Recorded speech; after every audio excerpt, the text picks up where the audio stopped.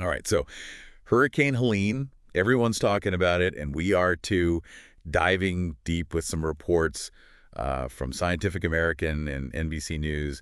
And, well, let's just say this storm, it's not playing by the usual rules. Yeah, no, you've got that right. It's the end of September, right? You think we'd be done with hurricane season by now, but Helene's here to remind us it ain't over till it's over. And it's not just the timing, right? The size of this thing, especially where it is, that's got everyone's attention. Exactly. And there's a good reason for that. You know what they say, the bigger the storm, the bigger the... Impact. Exactly. So what makes Helene so big? What's going on here? So picture this, all right. You know when you squeeze a wet sponge, the tighter you squeeze, the faster that water shoots out. Okay. Yeah. That's kind of what Helene's doing right now. Mm-hmm. It's wedged between Cuba and Mexico, and this squeezing, along with the warm Gulf waters, it's like throwing fuel on a fire, making it stronger, and could even lead to, what they call rapid intensification. Rapid intensification. That sounds, well, intense. What does that even mean? Should people be worried? Yeah, so rapid intensification, it's kind of like the storm going from 0 to 60 in, like, no time. We're talking wind speeds jumping up by at least 35 miles per hour in just a day. Think back to some of the recent ones like Ian, Ida, even Dorian, they all did this, intensified rapidly, and it's scary because it can take people by surprise. Helene's sitting over some really warm water right now. Think of it like a rocket fuel, pushing it to a Category 3, maybe even higher, before it even makes landfall. Okay, so we've got this storm. It's growing fast. It could be a lot stronger than anyone thought. And I'm seeing all these evacuation orders popping up on the NBC News Live blog. And they're saying the storm surge could be, well, devastating. Up to 20 feet in some spots. That's taller than my house. It's the storm surge you really got to watch out for. That's often the most dangerous part of a hurricane. Just picture this massive wall of water, not just a high tide, crashing against the coastline. And Helene's already so large, that wall is going to be even bigger and more powerful than usual. Okay, so that sounds pretty terrifying for anyone living on the coast. But what about people who are further inland? This is Florida. There's a lot of land there. Should they be worried too? That's a really good point, and something people often overlook. Hurricanes, they don't just affect the coast. With Helene's size, even communities far inland, they could get hit with winds, tropical storm force winds, strong enough to cause serious damage down trees, power lines, flying debris. You got to take that seriously. So even if you're not right on the coast, you need to prepare. Yeah. Speaking of preparing, you mentioned the risk of flooding, even in areas with, get this, drought. Yeah. How does that even work? Right. It's counterintuitive. It's like when the ground's bone dry, like it is in parts of the southeast right now, it can't absorb water easily. So when you have these massive downpours and Helene is expected to bring a lot of rain, that water has nowhere to go but to run off. It overwhelms streams, rivers, drainage systems, the whole 9 yards. So it's a difference between pouring water on a dry sponge, which soaks it up, versus like a baking sheet. Total mess. Exactly. And this is where the Appalachian Mountains come into play, which you wouldn't expect. All that runoff, it flows downhill, picks up speed, and turns into these flash floods. Incredibly dangerous. So even mountains which you think are safe can become dangerous. Precisely. It's a reminder that hurricanes are, they're complex and they have far-reaching impacts. So massive hurricane gaining strength, storm surge threat, inland flooding, potentially reaching all the way to the Appalachian Mountains. What are people saying about all of this? Well, the NBC Live blog has quotes from officials, and they're urging everyone, like really urging people to take this seriously. They're not mincing words. And for good reason. I saw a quote this is from the mayor of Tallahassee, and they called this potential unprecedented damage. That's powerful language. It is, and it shows you just how seriously everyone's taking this storm. This isn't just another hurricane. This has the potential to be really bad if people don't pay attention and take precautions. So we've covered the size, the intensity, the timing, all very unusual for a storm like this. But what about the areas directly in Helene's path? What challenges are they facing? That's where things get even more interesting, and that's what we'll unpack next. The Big Bend region of Florida, they're bracing for impact. And to understand what they're up against, we need to understand the unique vulnerabilities of this region. So the Big Bend region of Florida, what is it about this area that makes it particularly vulnerable to, well, a storm like Helene? Well, the Big Bend has this unique geography. makes it very susceptible to storm surge. Imagine like a gentle slope leading into, say, a shallow pool of water. That's kind of what the Big Bend coastline looks like. Okay, I'm picturing it, yeah. So when you get a powerful hurricane like Helene, it pushes this massive amount of water towards the shore. But because the seafloor rises so gradually, that surge doesn't just stop at the beach, it travels inland. Oh, wow. So it's like trying to fit a giant wave into a bathtub. The water has nowhere to go but up and over the edges. And we're talking, what, up to 20 feet of surge?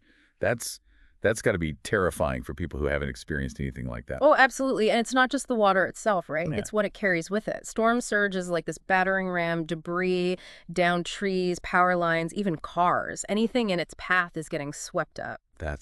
Yeah, that's a scary thought. So we've got this dangerous mix happening on the coast, but you mentioned earlier that Helene's reach goes beyond that. What about the folks who are further inland? What should they be doing to get ready? That's so important. Hurricanes aren't just coastal events. Helene's big enough that even communities miles inland could see tropical storm force winds, and that's nothing to sneeze at. So down trees, power outages, all that kind of stuff. Exactly. And you got to be prepared for that. Secure anything loose around your property, lawn, furniture, grills, anything that could become a projectile. Right, you don't want your grill ending up in the neighbor's pool. Exactly. Trimming trees near your house is a good idea, too. And, of course, be ready for power outages, flashlights, batteries, weather radio, even a generator if you can. Those are lifesavers, literally, if you rely on medical equipment or have kids at home. Power outages are no joke during a storm. Speaking of dangers, we touched on this earlier, the whole flooding thing, even in drought conditions. Can you explain that again? Sure, when the ground's parched from drought, it's like trying to water a rock. It can't soak it up. Mm-hmm. So imagine the amount of rain we're expecting with Helene. All that water, instead of being absorbed, it just runs off, overwhelming everything. So, like, difference between pouring water on a dry sponge absorbs it all versus a baking sheet makes a huge mess. Perfect analogy. And that's where the Appalachian Mountains actually become a problem. Yeah. All that runoff flows downhill, picks up speed, and you get these sudden, powerful flash floods. Wow, even the mountains, which you'd think would be the safest place, become dangerous during a hurricane. Exactly. It's this reminder that hurricanes are complex, with far-reaching impacts. Staying informed, listening to warnings, and being prepared, that's crucial no matter where you are. Absolutely. And speaking of staying informed, I noticed the NBC Live blog has been posting about tornadoes, the possibility of them forming as Helene moves inland. Is that a common concern with hurricanes? Oh, yeah. Especially in the right front quadrant of the hurricane, that's usually where conditions are perfect for tornadoes to spin up. As Helene moves over land, interacts with the terrain, different air masses, you get these rotating columns of air. Tornadoes, they're unpredictable and can be very destructive. If you've got a storm that could bring storm surge, flooding, high winds, and even tornadoes, I'm not going to lie, that's a bit overwhelming. It's a lot to process, for sure. But remember, knowledge is power.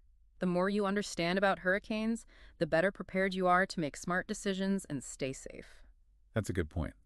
We've talked about the Big Bend, inland flooding, even tornadoes. But what about the people in all of this? How are they dealing with this threat?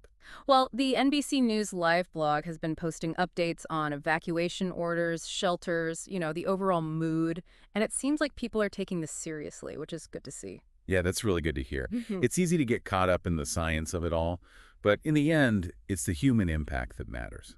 Were there any particular stories or updates on the live blog that stood out to you? There were a few, yeah. And that's actually what I think we should dive into next, the human stories behind the headlines. So we've been talking about the science behind Helene, but as you said, it's the human side of things that really, makes it real. What are we seeing from the people who are in Helene's path? What are they saying? How are they feeling? Yeah, and the NBC News Live blog, they've been sharing some really powerful stories. There is one about, I think it was Tallahassee, a group of volunteers there. They turned this community center into a shelter. They're working nonstop, gathering supplies, making food, just trying to make things a little easier for the evacuees. That's amazing. It's always inspiring to see people coming together like that, when things get tough. It reminds you that even with these massive storms, there's still so much good out there. What about officials? How are they responding? It's all hands on deck, for sure. President Biden and Governor DeSantis, they've both declared states of emergency. The National Guard's ready to go. Resources are being mobilized. It's a big operation. That's good to hear.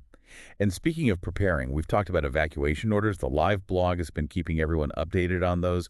Any advice for people who might find themselves in that situation? Yeah, and the big thing is take those orders seriously. They're not issued lightly. They're based on a lot of data, analysis, the storm's path, intensity, all of that. If you're in an evacuation zone, it means you're in a dangerous spot and you need to get out. Don't wait till the last minute, right? Better safe than sorry. The live blog has also been talking about disaster preparedness kits. What are some of the must-haves, especially with a storm like Helene heading our way? Think about being self-sufficient for at least 3 days, just in case. Water's number one, a gallon per person per day at least. Non-perishable food, first aid kit, medications, all the important stuff. And don't forget your furry friends. They need supplies too. It's like packing for a camping trip, but a little more serious.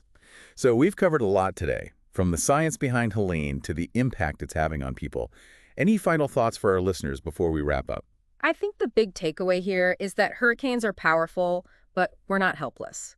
We can prepare, we can listen to the experts, and we can get through this. Stay informed, have a plan, and remember, this too shall pass. Well said.